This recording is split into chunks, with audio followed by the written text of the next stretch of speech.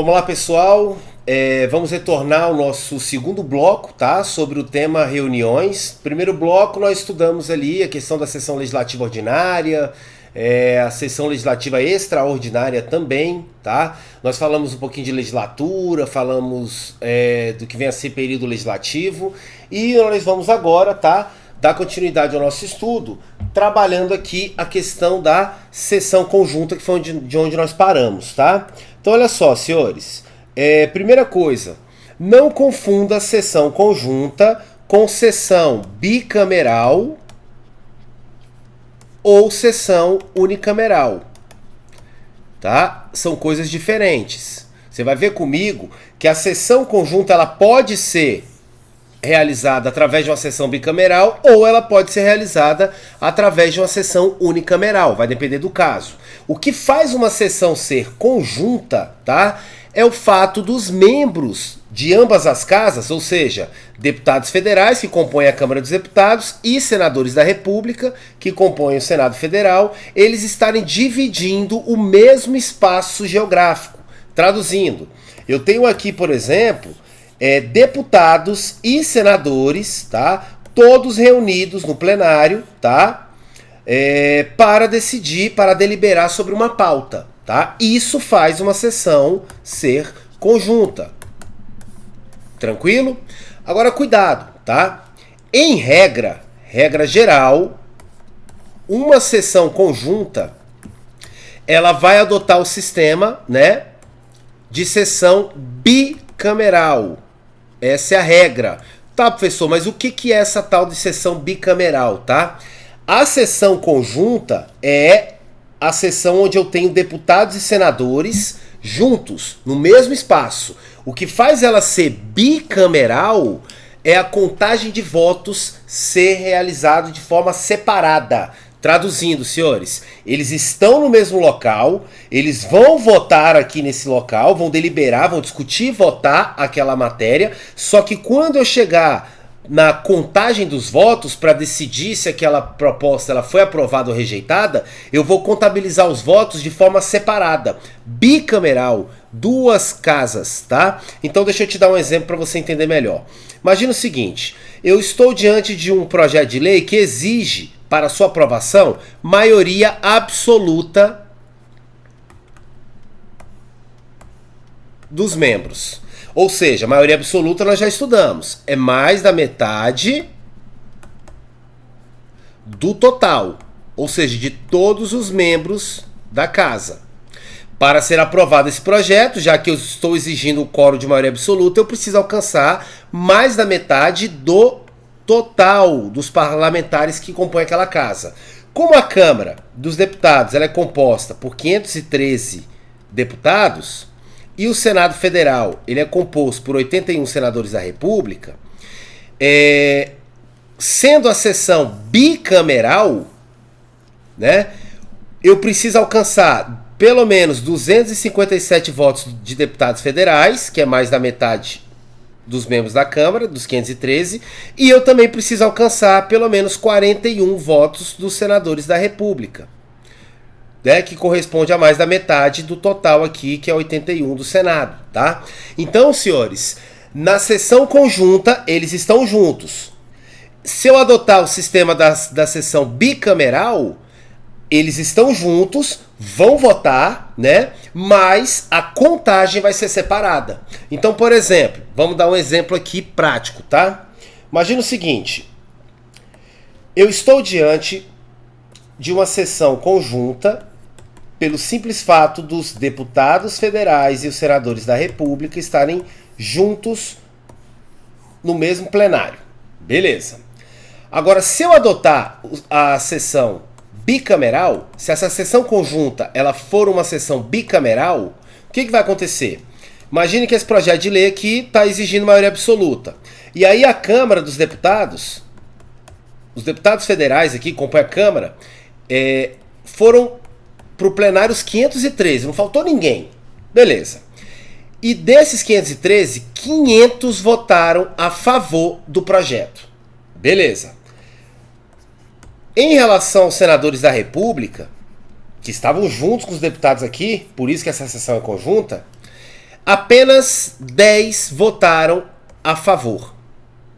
Lembrando que o Senado Federal ele é composto por 81 senadores da República.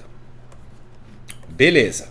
Você concorda comigo que se eu adotar o sistema aqui, a sessão for bicameral, esse projeto ele não foi aprovado. Por quê? Porque a contagem é separado. Eu consegui alcançar a maioria absoluta na Câmara? Na Câmara eu consegui. Eu consegui a aprovação de 500 dos 513. Aqui passou tranquilo, né? Eu consegui alcançar o quórum da maioria absoluta na Câmara. Porém, como a contagem é separada, quando eu fui analisar a contagem, quando eu fui realizar a contagem dos votos dos senadores, eu alcancei somente 10 dos 81. Ou seja, eu não alcancei a maioria absoluta exigida. Certo? Porque eu precisaria aqui de no mínimo 41 votos a favor do projeto. Então, esse projeto ele foi rejeitado, ele não foi aprovado. Porque na sessão bicameral, certo? Os votos são contabilizados de forma separada, votos separados. Tranquilo? Por outro lado, se eu estiver numa sessão conjunta, onde o sistema, né, onde eu tenho uma sessão unicameral, aqui é exatamente o contrário da sessão bicameral. Na sessão unicameral, o que eu vou fazer? Eu vou contabilizar o voto dos parlamentares em conjunto. Eu não vou separar, como ocorre na sessão bicameral. Vamos analisar? Olha só. Utilizando o mesmo exemplo, o projeto exige maioria absoluta. Maioria absoluta nada mais é do que mais da metade do todo, do total. Só que como a sessão é uni vem de unicameral, a votação ela vai ser em conjunto. Traduzindo, eu vou pegar 513 deputados que estavam presentes, né? Mais os 81 senadores da República. Isso aqui totalizou 594 parlamentares, sendo 513 deputados e 81 senadores. Só que para a sessão unicameral não interessa se você é deputado ou se você é senador. Você é parlamentar. Eu vou juntar todo mundo num bolo só, 594, e vou verificar se alcançou o quórum de maioria absoluta. Só que a contagem agora ela é única, de unicameral, tá? Vamos verificar. No exemplo que eu tinha dado, eu não tinha conseguido 500 votos a favor de deputados federais e 10 de senadores da República. Então, quantos votos eu consegui aqui aprovando o projeto? 510. 510, certo? Corresponde, né, a mais da metade do total, que seria 594. Não é isso? Então, aqui nesse exemplo, usando o mesmo cálculo, se a sessão for unicameral, esse projeto ele está aprovado. Entenderam a diferença? Então, senhores, o que você tem que tomar cuidado, tá? Não confundir, tá? Sessão conjunta é o simples fato de eu ter deputados e senadores numa mesma sessão deliberando e votando. Agora, se a contagem dos votos é separada, essa sessão conjunta ela é bicameral. Se a contagem desses votos é realizada de forma conjunta, tá? Aí a sessão é unicameral. Contagem separada, bicameral. Contagem em conjunto, unicameral. Tranquilo? Fácil? Beleza. Então vem cá, professor. Até entendi, mas quando é que eu vou ter aqui uma sessão conjunta? A Constituição traz pra gente o seguinte, ó. Além de outros casos previstos na Constituição, a Câmara e o Senado reunir-se-ão em sessão conjunta. Então, quando é que cabe sessão conjunta? Além de outras hipóteses, eu tenho essas daqui, ó. Para inaugurar a sessão legislativa. Sessão legislativa não é o período anual do trabalho dos deputados? Então, para inaugurar a primeira sessãozinha ali do ano, para iniciar os trabalhos legislativos, que ocorre ali no dia 2 de fevereiro, certo? Para iniciar essa sessão legislativa, todos os anos, né? Essa inauguração, essa primeira sessão legislativa do ano, tá? Ela é uma sessão, tá? Conjunta. Deputados federais e senadores da República se reúnem no mesmo espaço geográfico, Tranquilo? Além disso, eu vou ter sessão conjunta para elaborar o regimento comum, tá? E regular a criação de serviços comuns às duas casas.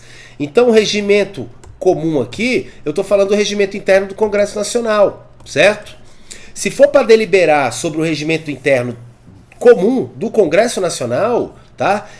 Eu faço uma sessão conjunta, porque o Congresso ele é composto por Câmara e Senado. Então, não tem o porquê essa sessão ser separada. Essa sessão tem que ser conjunta mesmo, tá ok? Também eu vou ter sessão conjunta para receber o compromisso do presidente da República e do vice-presidente da República. Quando o presidente e o vice-presidente da República eles são eleitos, né, eles devem comparecer ao Congresso Nacional para poder firmar o compromisso, certo? É um ato solene, onde ele vai se comprometer a respeitar a Constituição, a zelar pelo interesse público e etc. Tá? Esse compromisso que é feito lá no Congresso, tá? Do presidente e do vice-presidente da República eleitos, esse compromisso é feito em uma sessão conjunta, deputados e senadores reunidos no mesmo espaço. Tá? E, por fim aqui, eu tenho sessão conjunta também para conhecer do veto e sobre ele deliberar. Como assim veto, professor? Você vai aprender comigo nas próximas aulas sobre processo legislativo que algumas matérias, alguns projetos de lei, quando eles são aprovados na Câmara dos Deputados e no Senado Federal, tá? Nas duas casas, eles vão ser submetidos à apreciação presidencial. Ou seja, o presidente da República, ele vai dar a opinião dele. Se eles concordar com o projeto, ele vai realizar a sanção, vai sancionar o projeto. Se ele discordar de alguma coisa, ele vai realizar o veto. Então, sanção é quando ele concorda, veto é quando ele discorda, tá? O que acontece, senhores? Quando o presidente ele veta o projeto que foi aprovado na Câmara e no Senado, esse veto ele vai para o Congresso Nacional e o Congresso Nacional ele vai decidir se ele derruba o veto do presidente, porque existe essa possibilidade, tá? Ou se permanece o veto do presidente, aquele projeto ele é arquivado, tá? Então, senhores, quando o presidente ele veta um projeto, compete aqui, ó, em sessão conjunta aos deputados e senadores analisar, deliberar, que é discutir e votar acerca desse veto. Se derruba o veto do presidente ou se mantém o veto do presidente. Isso aqui a gente vai aprofundar lá em processo legislativo, tá ok? Então aqui eu trouxe para vocês, tá? O texto constitucional onde mostra algumas situações onde eu tenho sessão conjunta, tá ok? Agora cuidado, lembra que eu falei para vocês que a regra, tá? É que eu tenha a sessão bicameral. O que é isso? Os votos devem ser contados separadamente, Câmara dos Deputados e Senado Federal. Se o projeto está exigindo maioria absoluta para ser aprovado, mais da metade do todo, tá? Eu vou ter que fazer dois cálculos. Eu vou verificar primeiro se ocorreu a aprovação por mais da metade do total dos deputados federais e depois vou verificar separadamente se ocorreu, se nós conseguimos alcançar a aprovação de mais da metade dos integrantes do Senado. Então são dois cálculos diferentes. Na Câmara eu tenho que alcançar no mínimo 257 votos e no Senado eu tenho que alcançar no mínimo 41 votos dos senadores. Tá ok? Beleza? Essa é a sessão bicameral e ela é a regra. Excepcionalmente, tá? Excepcionalmente, somente nos casos que a Constituição prevê isso, eu vou ter a sessão unicameral. Unicameral. O que é a sessão unicameral mesmo? É quando Câmara dos Deputados e Senado Federal, ou seja, deputados federais e senadores da República, vão deliberar sobre a matéria, mas a contagem dos votos aqui ocorre de forma única, tá? Em conjunto. Eu vou somar a quantidade de deputados que eu tenho, 513, com 81 senadores, e vou chegar ao total de 594 parlamentares. Então, para alcançar a maioria absoluta, eu preciso mais da metade dos 594, pouco importando se são deputados ou se são senadores. Tá ok? Então, a sessão unicameral ela é uma exceção. Tranquilo? Beleza. Então, olha só. Ocorre que, excepcionalmente, poderá ocorrer a denominada sessão unicameral, que consiste no fato de que a contagem dos votos dos parlamentares, deputados e senadores, será contabilizada em conjunto, ou seja, levar-se-á em conta os 594 parlamentares, o que notadamente gera uma prevalência para os membros da Câmara dos Deputados. A Câmara dos Deputados fica em vantagem aqui porque ela é composta por 513 membros. O Senado é só por 81, tá ok? Tá, professor, mas você falou que a sessão unicameral ela é exceção. Sim, ela é exceção. E quando é que eu posso ter a sessão unicameral? Eu trouxe aqui para vocês, ó. A sessão unicameral, ela é excepcional, porque a regra é que a sessão seja bicameral, contagem separada. E ela ocorrerá quando? Olha aqui as hipóteses de sessão unicameral. Revisão simplificada da Constituição Federal, prevista no ato de disposição constitucional transitória, artigo 3º. Tá, deixa eu te explicar isso aqui, tá? Para você conseguir entender melhor. Senhores, eu tenho algumas normas na Constituição que eu chamo de ADCT, Atos de Disposições Constitucionais Transitórias. São normas constitucionais, como o nome já diz, transitórias, ou seja, com o tempo, ela acaba perdendo a sua validade, tá? E o que aconteceu? A Constituição ela foi promulgada em 1988. E a Constituição, lá no artigo 3º, dos atos de disposições constitucionais transitórias, tá? Artigo 3º da DCT.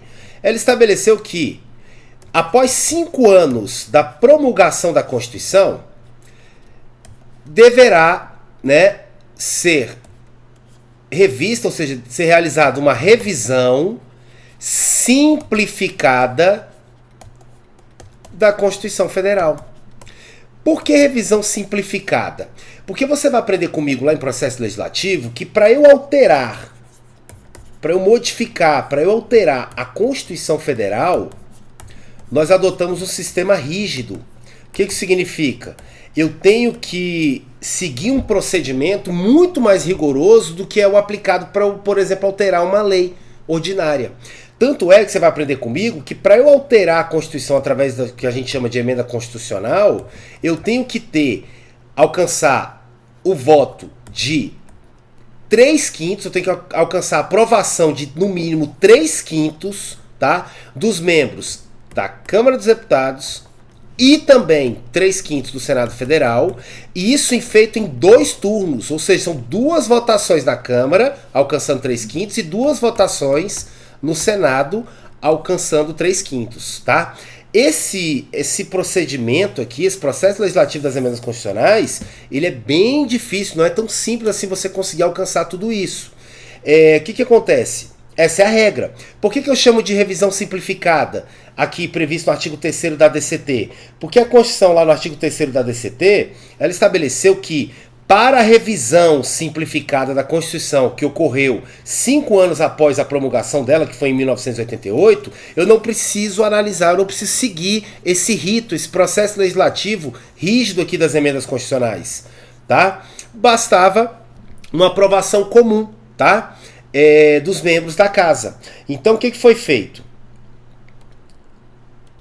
O que foi feito?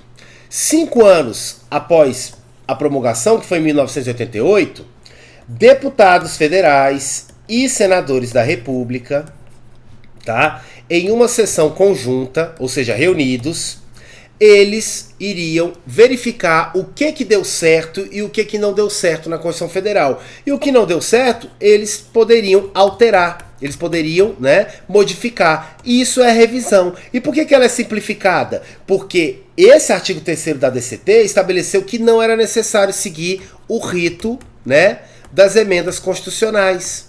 Não era necessário seguir esse rito de aprovação de 3/5 em cada casa, 2 turnos. Não, tá ok? E beleza, e o que acontece? Aonde eu quero chegar? esse artigo 3º da DCT, ele estabelece de forma expressa que essa sessão conjunta aqui vai ser uma sessão unicameral, ou seja, senhores, a contagem dos votos dos deputados e senadores irá ocorrer em conjunto. Eu vou somar os 513 deputados federais com 81 senadores, vou chegar no número de 594 e, para modificar a Constituição aqui, basta eu alcançar, né, a maioria desses membros aqui, tá? A contagem é junta, em conjunto, beleza? Então, uma das hipóteses de sessão unicameral prevista na Constituição Federal foi essa revisão simplificada da Constituição Federal prevista no artigo 3º dos atos de disposições constitucionais transitórias. Beleza? Tranquilo. Mas o que, professor, eu tenho aqui? Cuidado com esse, tá? Esse aqui é um dos que mais cai em prova, tá? Também eu vou adotar a sessão unicameral, tá? Quando? Quando do voto indireto previsto no artigo 81 da Constituição Federal. Professor, que voto indireto é esse? O que isso aqui significa, tá? O voto indireto, senhores, ele ocorre quando os cargos de presidente e também vice-presidente da República estão vagos, tá? Nos 2 últimos anos do mandato. Neste caso, o Congresso Nacional irá eleger, através do que a gente chama de voto indireto, os novos presidentes e vice-presidente da República. Deixa eu esclarecer isso aqui para vocês. Por que eu chamo de voto indireto? Senhores, o correto, o normal, é que o cidadão, ele vá às urnas e ele, através do voto direto, ele venha a escolher, a eleger o seu presidente da República, que gera também a eleição do seu vice-presidente da República. Então, a regra, o normal, é que o povo, né, o cidadão, ele vá às urnas diretamente e escolha o presidente e vice-presidente da República. Só que existe uma situação excepcional aqui, que é o que a gente chama de voto indireto. E o que acontece nesse voto indireto? Acontece a seguinte situação. Eu tenho o presidente da República e o vice-presidente da República, só que por algum motivo, ambos os cargos, não é só um, ambos os cargos ficaram vagos. Deixa eu te dar um exemplo hipotético, tá? O presidente da República chama o vice-presidente da República para fazer um passeio de moto. Os dois sobem na moto, vão passear e aí eles acabam sofrendo um acidente e morrem os dois. Morre tanto o presidente da República como o seu respectivo vice. Opa, se eles morreram, os 2 cargos ficaram o quê? Vagos, não é isso? Se eles morreram, meu amigo, acabou. Sumiu o presidente, sumiu o vice. Eu preciso preencher isso. O país não pode ficar sem chefe do Poder Executivo no âmbito da União. Então o que eu faço? Aí você tem que tomar cuidado. Porque aí eu tenho 2 regras, lá no artigo 81. Essa regra do voto indireto, ela é aplicada quando eu já estou nos 2 últimos anos do mandato presidencial. O mandato presidencial não é de 4 anos? Então, se eu estou já nos 2 últimos, vamos imaginar aqui no exemplo que eu estou no 3º ano do mandato, quando ocorreu esse acidente que gerou, né, a vacância aqui, tanto do cargo de presidente como do vice-presidente. Como já está no final do mandato, como já passou da metade do mandato, dos 2 últimos anos, não compensa, né, convocar o cidadão para ir lá, votar de novo, escolher outro presidente, vice-presidente da República. Não compensa. O que eu faço? Como já passou da metade, como já está no finalzinho do mandato, quem vai escolher o presidente da República e o vice-presidente da República será o Congresso Nacional. E essa escolha é feita em uma sessão unicameral. Tranquilo até aqui? Tranquilo até aqui? Beleza. E para isso o Congresso ele tem 30 dias. Tá? Ele tem 30 dias para eleger o novo presidente e o novo vice-presidente, tá? E cuidado, esse novo presidente e novo vice-presidente da República, eles vão ser eleitos só para cumprir o restante do mandato que ficou faltando, tá? Dos presidentes e vice-presidentes que faleceram no acidente de moto, tá? Então se estava faltando só um ano, eles vão ficar só um ano, tá ok? Agora, e se, professor, o cargo de presidente e vice-presidente da República ficar vago nos dois primeiros anos do mandato presidencial? Aí, senhores, como está faltando, como está no comecinho do mandato, faltando muito tempo, aí nós vamos convocar o cidadão para novamente escolher diretamente o presidente e o vice-presidente da República, tá? E isso é feito em 90 dias. Então, olha só, vamos lá. Olha aqui o artigo 81, que a gente vai aprofundar ele, tá? Pode ficar tranquilo lá na questão do Poder Executivo. Mas olha só. Vagando os cargos de presidente e vice-presidente da República, tem que vagar os dois. Porque se só o presidente morrer, eu não preciso fazer nada disso, porque eu tenho um vice que vai assumir. Agora, se vagar presidente e vice-presidente, far-se-á eleição 90 dias depois de aberta a última vaga. Cuidado, aqui é eleição mesmo. Aqui é o cidadão que vai diretamente votar e escolher o novo presidente e vice-presidente da República. Agora olha aqui, o que interessa pra gente não é isso. O que interessa pra gente é a de baixo. Parágrafo 1º. Ocorrendo a vacância nos últimos 2 anos do período presidencial, a eleição para ambos os cargos, presidente e vice-presidente da República, será feita em 30 dias depois da última vaga pelo Congresso Nacional na forma da lei. Isso aqui é o que eu chamo de voto indireto. Porque quem está escolhendo o presidente e o vice não é o povo, não é o cidadão. São os seus representantes, ou seja, os membros do Congresso Nacional. Tranquilo? Beleza? Olha lá, ó. Em qualquer dos casos, os eleitos deverão completar o período de seus antecessores, tá? Eles não vão ter 4 nos mandatos, só vão completar o que ficou faltando, tá? E cuidado, esse parágrafo primeiro aqui, onde eu tenho voto indireto, quando o presidente e vice-presidente da República são escolhidos pelo Congresso Nacional, em decorrência de ter ocorrido a vaga dos cargos de presidente e vice-presidente da República nos 2 últimos anos do mandato, isso aqui é feito em uma sessão unicameral. Eu vou somar os 513 deputados com os 81 senadores, vou chegar ao número de 594 e eu vou contabilizar os votos em conjunto, tá ok? Beleza? Tranquilo.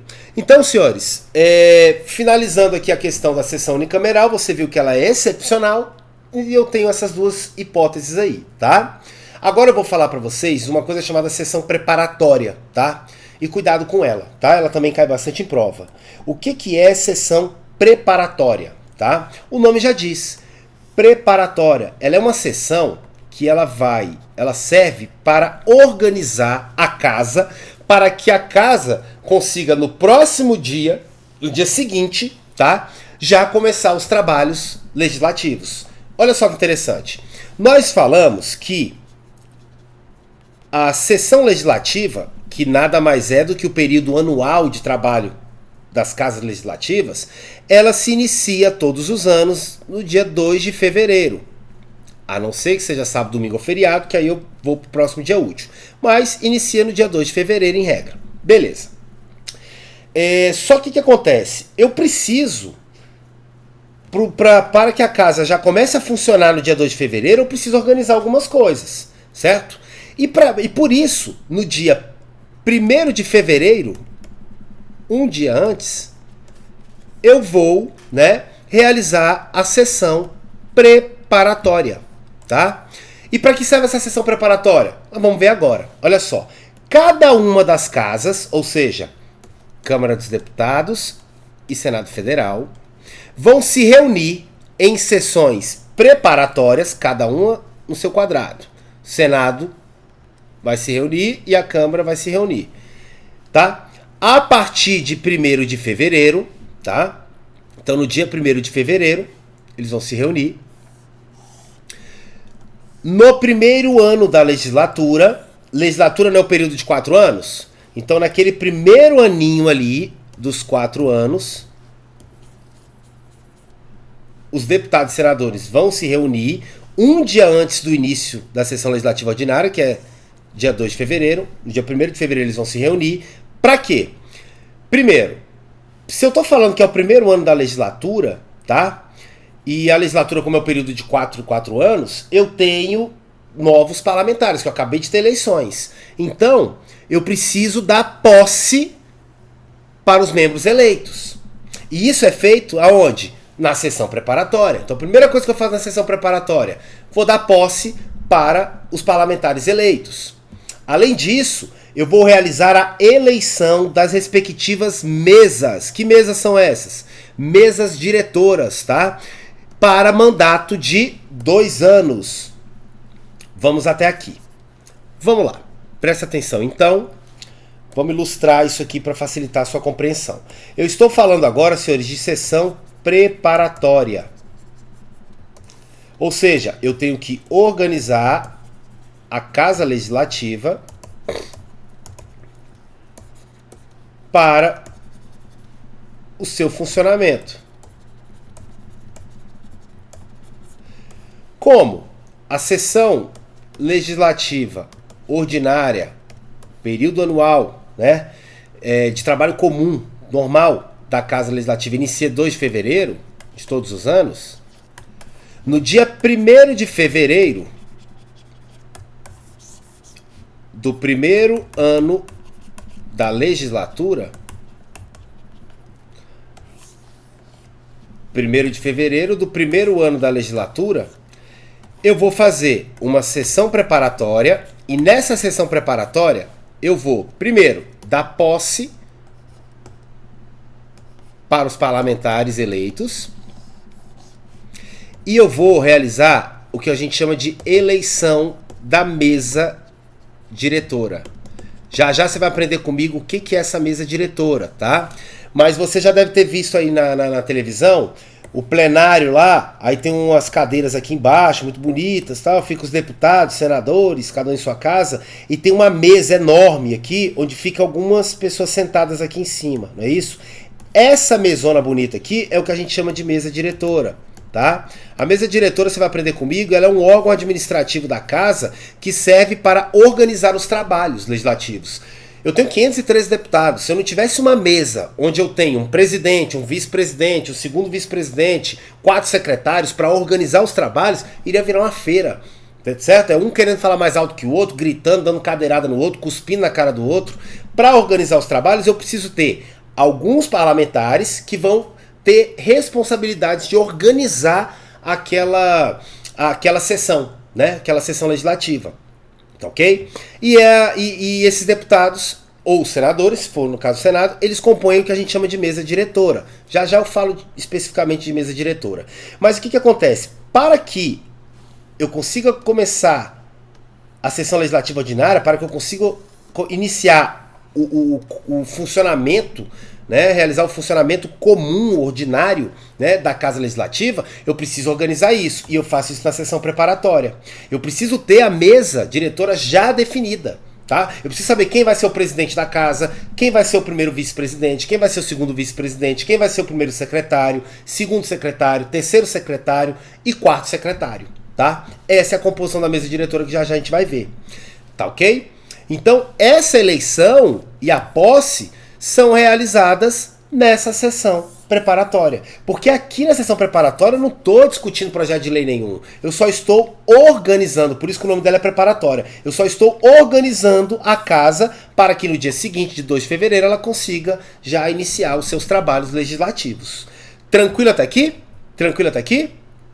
Beleza. Agora só uma observação, tá? Presta bem atenção. A mesa diretora, quem compõe ela, exerce o mandato de 2 anos, tá? 2 anos. Então presta atenção. Se na legislatura legislatura, eu tenho um período de 4 anos,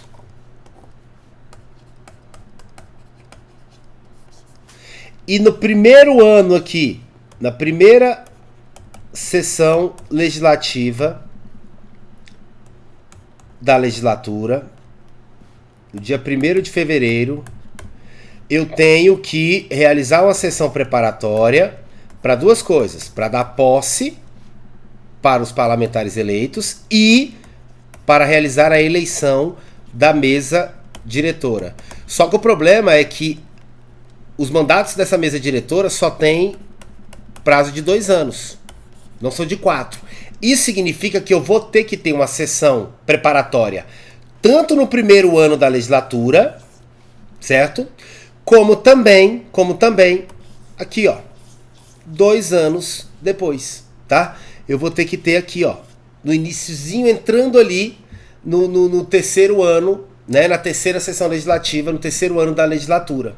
Por quê? Porque aqui eu vou ter que realizar outra eleição da mesa diretora, porque já estourou o prazo de 2 anos do mandato. Tranquilo? Só que nessa segunda aqui, eu não vou... Essa sessão preparatória só serve para isso, eleger a mesa diretora. Eu não vou precisar dar posse, para novos parlamentares, porque eles ainda estão no período do mandato, tá? Eles ainda não estouraram o prazo de 4 anos, que é o prazo o período do mandato. Beleza? Do deputado federal, porque do senador são 8, tá ok? Beleza? Então, vamos lá. Olha só. Então, o que eu falei para vocês, cada uma das casas reunir-se-á em sessões preparatórias a partir de 1º de fevereiro, no primeiro ano da legislatura. Para quê? O primeiro ano da legislatura é para dar posse e eleger a mesa, tá ok?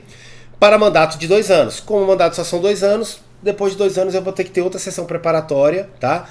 Para eleger aí só a mesa diretora para os 2 últimos anos ali da legislatura. Aí cuidado, cuidado com isso, vedada, proibida a recondução, ou seja, a reeleição para o mesmo cargo na eleição imediatamente subsequente. O que isso quer dizer? Quer dizer isso aqui, ó. Se eu, Fernando, sou deputado federal, fui eleito deputado federal, e eu fui eleito pelos meus pares, pelos outros parlamentares, como presidente da Câmara dos Deputados. Se eu fui eleito presidente da Câmara dos Deputados, eu fui eleito aqui, ó. Vamos colocar que eu fui eleito no primeiro ano, né, da legislatura. 2 anos depois, ainda na legislatura, eu vou ter, no início do terceiro ano aqui, a eleição de outra mesa diretora. Não é isso que a gente viu? Beleza. Que é o 4º ano. Beleza. Se eu for eleito presidente da Câmara aqui, o meu mandato é de 2 anos. Eu não posso, cuidado, eu não posso, após esses 2 anos, ser reconduzido. Ou seja, ser reeleito para o mesmo cargo da mesa diretora. Ou seja, ser eleito novamente presidente da Câmara dos Deputados. Tranquilo? Já já a gente vai ver uma ressalva a essa regra aqui, tá? Mas no momento oportuno eu vou trabalhar isso com vocês. Eu preciso que você entenda primeiro a regra, tá? Beleza. Então, senhores, mesa diretora, como eu havia falado para vocês, ela é o quê? Ela é o órgão administrativo responsável pela condução, pela organização dos trabalhos, tá? Da respectiva Casa Legislativa, ou seja, Câmara dos Deputados, Senado Federal, tá? Ou do Congresso Nacional, tá? Sendo composta pelos membros de cada Casa Legislativa. Então, cuidado, eu tenho mesa diretora na Câmara dos Deputados, aí ela é composta só por deputados federais. Eu tenho mesa diretora no Senado Federal, aí ela é composta só por senadores da República. E eu tenho mesa diretora no Congresso Nacional, aí ela é composta tanto por deputados federais como por senadores da República. Porque o Congresso Nacional nada mais é do que Câmara dos Deputados mais Senado Federal. Então eu tenho mesa diretora tanto nas casas isoladamente, Câmara, Senado, como também no Congresso Nacional. Beleza? Tá. Agora vem cá. eu coloquei aqui para vocês a título de exemplo, tá? Você não precisa se debruçar, a não ser que você esteja fazendo concurso aí específico para a Câmara dos Deputados ou Senado Federal, Polícia Legislativa, consultor legislativo. Se não for esse o seu caso, você não precisa se debruçar sobre o regimento interno. Mas eu coloquei aqui para vocês, com base no regimento interno da Câmara, tá? Só para vocês entenderem aqui a questão da composição, tá? E das atribuições de cada um desses integrantes da mesa diretora. Olha esse desenho aí para mim. Eu coloquei aqui, ó, aqui embaixo ficam os parlamentares, certo? Aqui, como eu estou falando de Câmara, aqui vão estar as cadeiras dos 513 deputados. Aqui em cima, você pode notar que tem uma mesa enorme, né? Onde eu tenho algumas cadeiras. Aqui em cima eu tenho o que a gente chama de mesa diretora, tá? E essa mesa diretora ela é composta, né, por quais cargos? Eu tenho o cargo de presidente, aí eu tenho o presidente da Câmara dos Deputados. Eu vou ter o cargo de primeiro vice-presidente da Câmara, segundo vice-presidente da Câmara, primeiro, segundo, terceiro e quarto secretários. E o regimento interno da casa estabelece a competência de cada um. Só a título de curiosidade, o quarto secretário, por exemplo, ele é o responsável pela administração dos apartamentos funcionais da Câmara. A Câmara não tem apartamentos funcionais, onde moram deputados, etc. Esse quarto secretário é responsável por administrar essa questão dos apartamentos. O terceiro secretário, por exemplo, segundo o regimento interno da Câmara, ele é responsável pelas licenças médicas. Tá? O segundo secretário, por exemplo, ele é responsável, por exemplo, por cuidar dos programas de estágio que ocorrem na instituição, tá? E também a emissão de passaportes, tá ok? Aí eu tenho o segundo vice-presidente, né? Substitui o presidente na ausência do presidente e do primeiro vice, né? Beleza? Ele realiza aqui, ó, a interação institucional, tá?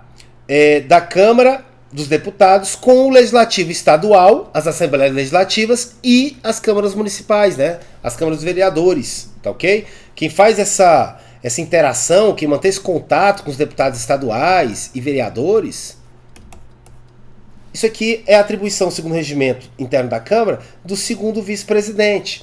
Então, senhores, cada um desses membros aqui da mesa diretora tem as suas respectivas competências, tá ok? Beleza? Beleza. Aí, olha só, cuidado, tá? Porque, como eu falei pra vocês, eu tenho mesa diretora, tá? Na Câmara, no Senado e no Congresso Nacional. A composição da Câmara dos Deputados, da mesa diretora da Câmara e da mesa diretora do Senado, isso aqui é feito através das regras do regimento interno de cada casa. Então o regimento interno da Câmara vai definir as regras, como é que vai funcionar isso, tá? E os próprios deputados, eles fazem a eleição, escolhendo quem vai ser o seu presidente, quem vai ser o primeiro vice-presidente da casa, segundo vice-presidente da casa, primeiro secretário, e assim também no Senado, tá? Então isso aqui, ó, tá? É regulamentado pelo regimento interno. Agora, cuidado.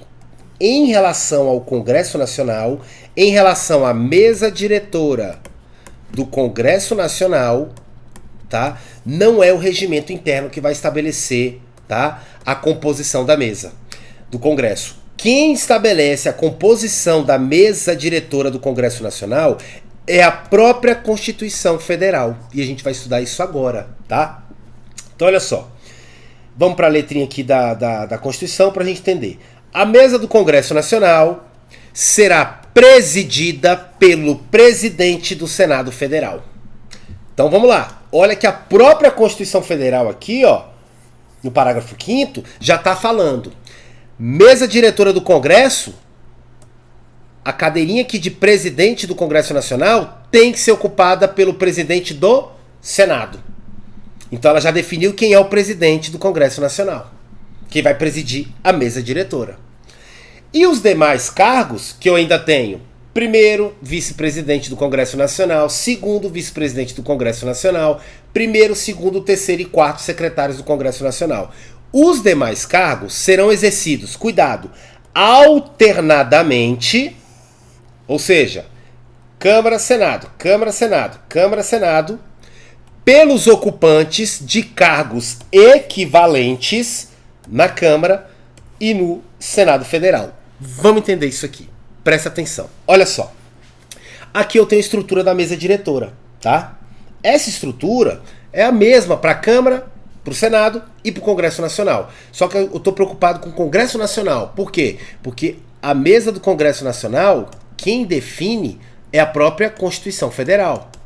Diferentemente do que ocorre com a Câmara dos Deputados e o Senado Federal. Porque as suas mesas são definidas pelo regimento interno, onde os membros de cada casa irá eleger, né, os ocupantes dos cargos. Tá. O que a Constituição fez? Presidente do Congresso Nacional, ela já falou, tem que ser o presidente do Senado Federal. Então a Constituição já falou de cara, o presidente do Congresso Nacional é o presidente do Senado. E os demais cargos, primeiro vice, segundo vice, primeiro, segundo, terceiro e quarto secretários, e os demais cargos, alternadamente entre aqueles que ocupam os mesmos cargos na Câmara e no Senado. Vamos entender isso aqui. Quando eu falo alternadamente, significa o quê? Se o primeiro cargo, a Constituição falou, que é o de presidente do Congresso Nacional, já é ocupado pelo presidente do Senado, o próximo cargo, que é o de primeiro vice-presidente do Congresso Nacional, tem que ser da Câmara dos Deputados. Se agora o primeiro vice é da Câmara, o segundo vice tem que ser do Senado Federal. Olha aqui alternadamente. Se o último aqui, segundo vice-presidente, foi do Senado, o primeiro secretário tem que ser da Câmara dos Deputados, o segundo do Senado Federal, o terceiro da Câmara dos Deputados, o quarto do Senado Federal. Então você notou o que significa alternadamente? Se o presidente é do Senado, Câmara, Senado, Câmara, Senado, Câmara, Senado. Certo? Agora cuidado. Cuidado que eu vou te falar agora. Alternadamente, e deve ser ocupado, cuidado, pelos ocupantes do mesmo cargo na Casa Legislativa respectiva. Calma, vamos entender isso aqui. O presidente é fácil. Agora vem cá. Primeiro vice-presidente você viu que vai ser da Câmara. Só que não é qualquer deputado que vai ser o primeiro vice-presidente do Congresso Nacional. Vai ter que ser o deputado que é o primeiro vice-presidente da Câmara dos Deputados. O segundo vice-presidente não é do Senado? Então, quem vai ser o segundo vice-presidente do Congresso Nacional? Vai ter que ser o segundo vice-presidente do Senado Federal. Quem vai ser o primeiro secretário da mesa aqui do Congresso Nacional?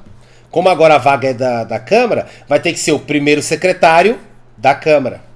O segundo secretário não é do Senado? Então tem que ser o segundo secretário do Senado.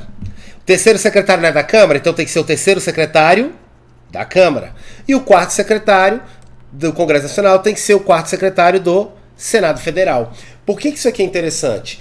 Porque a banca adora cobrar isso aqui, ó. Tá? Adora cobrar isso aqui, ó. A banca vai falar para você, peguem de prova, que como presidente do Senado Federal, segundo a Constituição Federal, será o presidente do Congresso Nacional, o primeiro vice-presidente do Congresso Nacional será o presidente da Câmara dos Deputados. Errado. O presidente da Câmara dos Deputados, ele nem chega a compor a mesa do Congresso Nacional. Por quê? Porque a Constituição fala alternadamente e ocupado pelos ocupantes do mesmo cargo na respectiva casa. Como a vaga de primeiro vice-presidente é da Câmara dos Deputados, já que a de presidente foi do Senado, vai ocupar esse cargo de primeiro vice-presidente do Congresso Nacional o primeiro vice-presidente da Câmara dos Deputados. E não é o presidente da Câmara. Entenderam? Isso despenca e prova e todo mundo erra. Toma cuidado, beleza? Então, prosseguindo, tá? Eu já havia falado para vocês, não é isso? Que, diferentemente do que ocorre na Câmara e no Senado, né? Onde a composição das mesas é estabelecida pelo regimento interno e eles votam, né, os deputados votam, os senadores votam para compor suas mesas. O Congresso Nacional é diferente. O Congresso Nacional, a composição já é pré-fixada pela Constituição Federal. Tranquilo? Beleza? Tá ok. Coloquei aqui para vocês, ó, para não ter dúvida. O presidente do Congresso é o presidente do Senado. Primeiro vice do Congresso tem que ser o primeiro vice da Câmara. Não é o presidente da Câmara. Aqui tá a questão de sua prova. Eles adoram cobrar isso aqui. E assim sucessivamente, tá? Tranquilo? Beleza. Aí eu coloquei aqui a atenção, ó. Tanto que cai isso aqui, ó. O presidente da Câmara dos Deputados não compõe a mesa diretora do Congresso. Ok? Beleza. Senhores, lembra que eu tinha falado para vocês que é vedado a recondução, a reeleição, né? Para o mesmo cargo na mesa diretora? Agora toma cuidado que a gente tem que trabalhar aqui alguns detalhes sobre isso, tá? Composição da mesa diretora versus proibição de recondução para o mesmo cargo de forma subsequente. O que nós vamos fazer aqui? Eu vou fechar esse bloco, tá? Para a aula não ficar muito extensa. E eu retorno já no bloco 3 com a parte final do tema reuniões, falando aqui da questão dessa proibição de recondução na mesa diretora, tá ok? Beleza, então, obrigado, já a gente retorna aí para a continuação da nossa aula.